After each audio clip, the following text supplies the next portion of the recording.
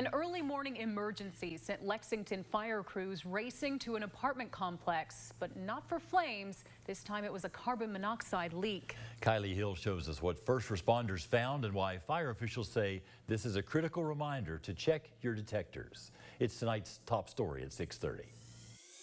It was an active morning at the Oxford Circle Apartments in Lexington.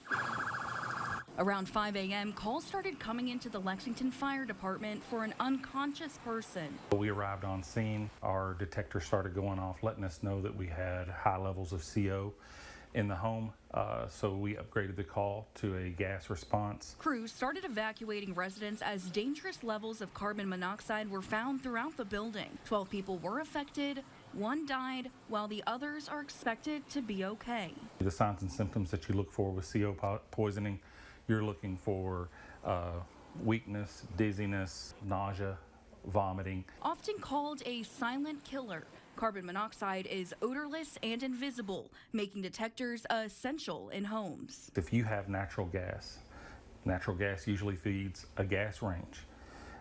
It feeds your water heater.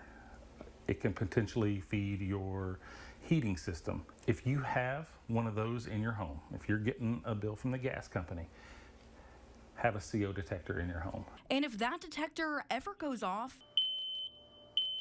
don't ignore it. Then I would go out and sit on my porch and wait on us to get there and tell you if it's truly an alarm issue, and especially if you're exhibiting any kinds of signs and symptoms. Roberts emphasizes that natural gas doesn't automatically mean you'll have carbon monoxide, but a detector can still be a lifesaver. The Lexington Fire Department, single-family dwellings across Fayette County, we're happy to come install smoke alarms in your home, but we can install one carbon monoxide alarm. In Lexington, Kylie Hill, Fox 56 News.